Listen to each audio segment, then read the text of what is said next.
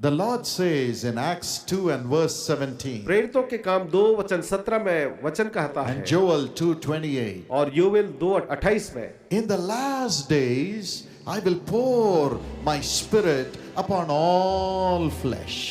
अंत के दिनों में मैं अपनी आत्मा हर एक प्राणी पर उंडेलूंगा। He will pour the spirit of God upon all flesh. वो परमेश्वर की आत्मा को हर एक प्राणी पर उंडेलेगा। And he says your sons and daughters will prophesy. और वो कहता है तुम्हारे बेटे और बेटियां जो है वो भविष्यवाणी करेंगे। Your young men shall see vision. तुम्हारे जवान दर्शन देखेंगे। Your old men shall dream dreams. तुम्हारे बुजुर्ग जो है वे स्वप्न देखेंगे। And I will pour my spirit upon my servants. और मैं अपने दासों पर अपनी आत्मा उंडेलूंगा। Even today, आज भी God wants to do it for us. परमेश्वर हमारे लिए यही करना चाहता है। In the last days, अंत के दिनों में I'll pour my spirit upon all flesh. मैं अपनी आत्मा हर एक प्राणी पर उंडेलूंगा। Why should the Lord pour his spirit upon all flesh on the last day? अंत के दिनों में क्यों प्रभु जो है अपनी आत्मा हर एक प्राणी पर उंडेलेगा? And in the last days of the world, और संसार के अंतिम दिनों में ही क्यों? if you read 2 Timothy chapter 3 and verse 1 to 5, अगर आप दूसरा तिमोथी 3 और उसका वचन 1 से 5 को पढ़ें, the Bible says, बाइबल कहती है in the last days, अंत के दिनों में there will be terrible times. भयानक दिन आने वाले हैं। People will become lovers of money, लोग पैसे के लोभी होंगे, lovers of themselves, अपने आप के प्रेमी होंगे, lovers of pleasure. आनंद के प्रेमी होंगे, They will be boastful. वे घमंड करने वाले होंगे, They'll be abusive. गालियां देने वाले होंगे, निंदा करने वाले होंगे, They will be proud. वो घमंडी होंगे, They will be disobedient.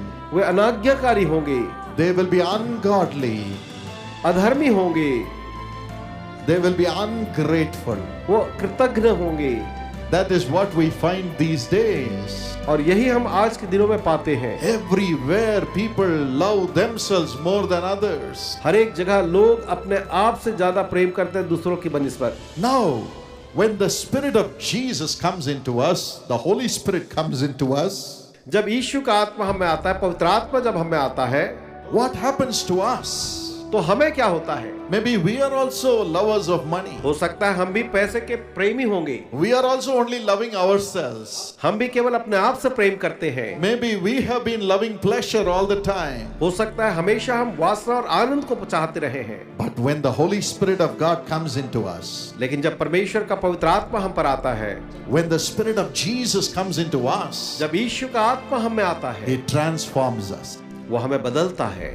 How? कैसे? 2 Corinthians 3:17 and 18 says, दूसरा कुरिन्ती 3:17 और 18 जो है कहता है, where the Spirit of the Lord is, there is liberty. जहां परमेश्वर का आत्मा होता है वहां आजादी होती है। Yes, when the Spirit of Jesus comes into us, we get liberated from the spirit of loving money, pleasure and ourselves. जब प्रभु यीशु मसीह का आत्मा हम पर आता है तो हम अपने आप से प्रेम, पैसों से प्रेम, वासना से प्रेम से मुक्त हो जाते हैं। And in verse 18, और वचन 18 में the Bible says, the Spirit of Jesus, the Spirit of God transforms us into the image of God. Bible कहती है कि परमेश्वर का आत्मा, यीशु का आत्मा हमारे जीवन को बदल देता है परमेश्वर के स्वरूप में। Our spirit gets transformed into the Spirit of Jesus. हमारी आत्मा यीशु की आत्मा में बदल जाती है। According to 1 Samuel 10:6 and 9, पहला शमूएल 10:6 से 9 के अंतर्गत God gives us a new heart. परमेश्वर हमें नया हृदय देता है।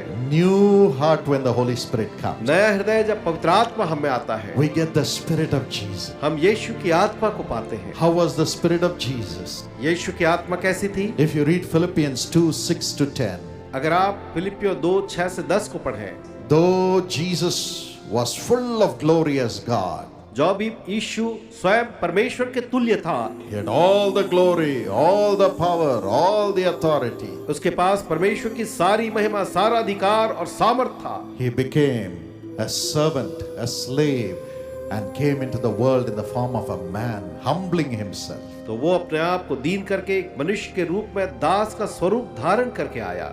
He was full of love for the people. लोगों के लिए वो प्रेम से भरा हुआ था।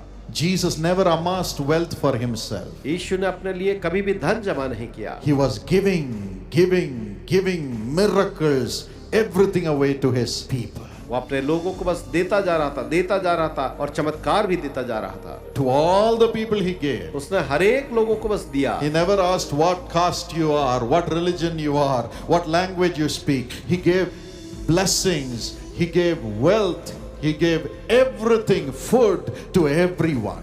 उसने ये नहीं पूछा कि तुम्हारी जाति, धर्म या विश्वास क्या है, लेकिन उसने अपनी आशीष को हर एक को दिया, अब चमत्कार को दिया। And finally, और अंत में he gave his life itself. उसने अपना जीवन भी दे दिया। He gave his life itself उसने अपना स्वयं का जीवन दे दिया, on the cross. क्रूस पर दे दिया। Love, Prem, love, Prem, love. He Prem. was never selfish. वो कभी भी स्वार्थी नहीं था, He was never a lover of money. वो कभी भी पैसों का प्रेमी नहीं था। He loved all the people वो सबसे प्रेम करता था and he prayed for the people. और लोगों के लिए प्रार्थना He करता gave his था। life for the people. लोगों के लिए उसने अपना जीवन दिया That's why और इसीलिए he was raised from the dead. उसे मृतकों में से जी उठाया गया। And today, Jesus has a great name. और आज यीशु एक महान नाम है, A name above every name. सब नामों से श्रेष्ठ नाम है, A name above every name. सब नामों से श्रेष्ठ नाम That at the name of कि Jesus, यीशु मसीह के नाम पर every knee bows. हर एक घुटना झुके, Every knee bows. हर एक घुटना झुक जाए। Yes, when you say the name of हाँ, Jesus, जब आप यीशु के नाम को the पुकारते demons हैं, leave. दुष्ट आत्माएं भागती हैं, Miracles happen. चमत्कार होते हैं, Blessings flow. आशीषें बहती हैं। You will have that blessing tonight. आज रात आप उस आशीष को पाएंगे। As the Spirit of Jesus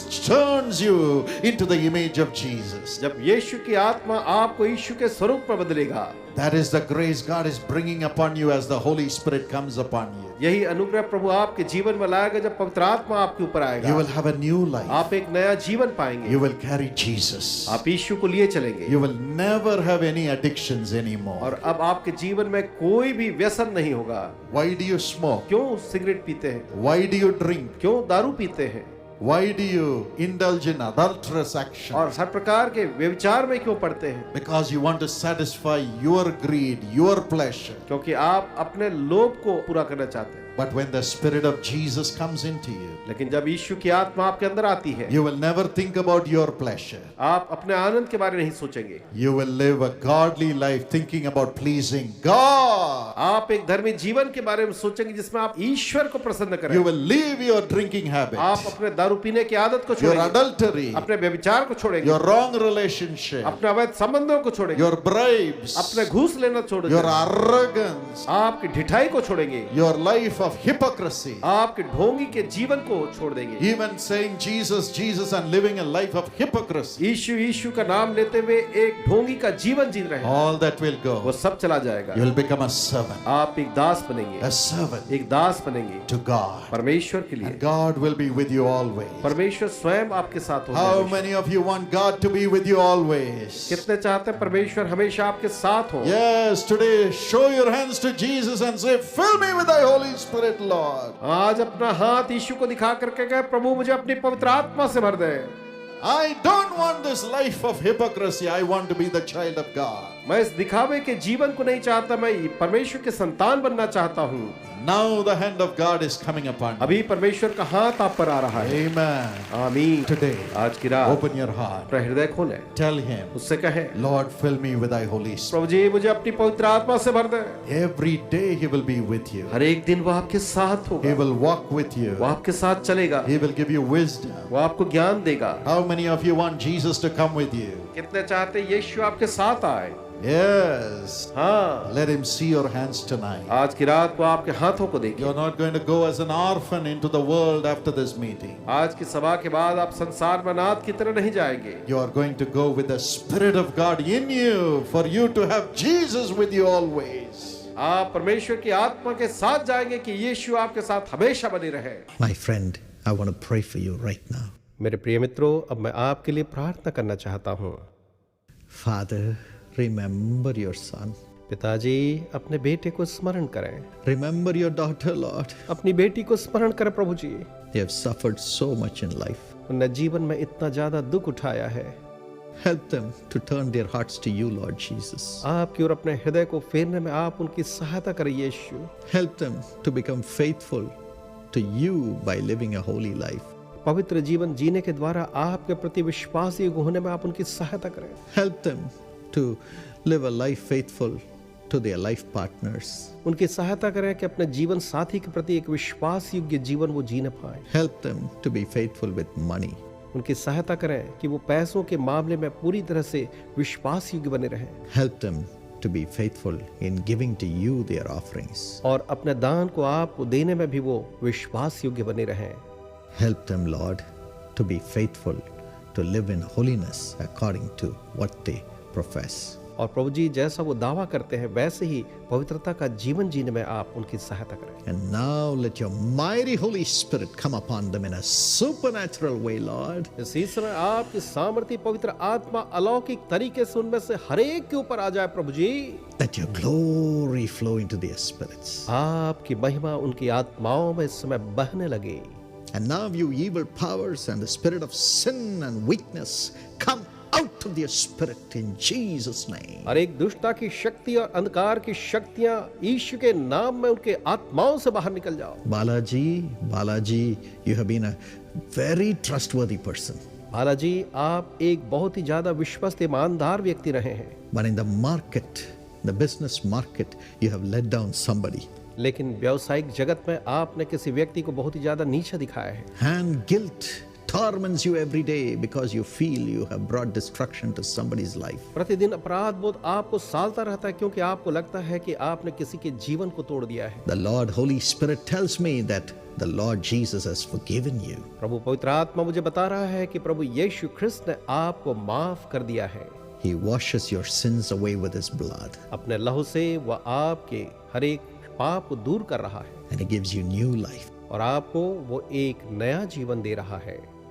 Start what you were doing once again and you will prosper. फिर से एक बार जो आप कर रहे थे आप उसे करना प्रारंभ करें और आप उन्नत होंगे। Marthama, God touches you and your back pain is being healed. मार्थमा आपको परमेश्वर छू रहा है, आपके कमर का दर्द चंगा हो गया।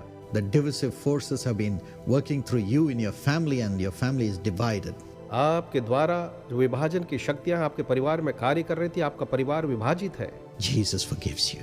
यीशु आपको क्षमा कर रहे हैं। He gives you a heart to love everyone, your own children, your in-laws and even your grandchildren.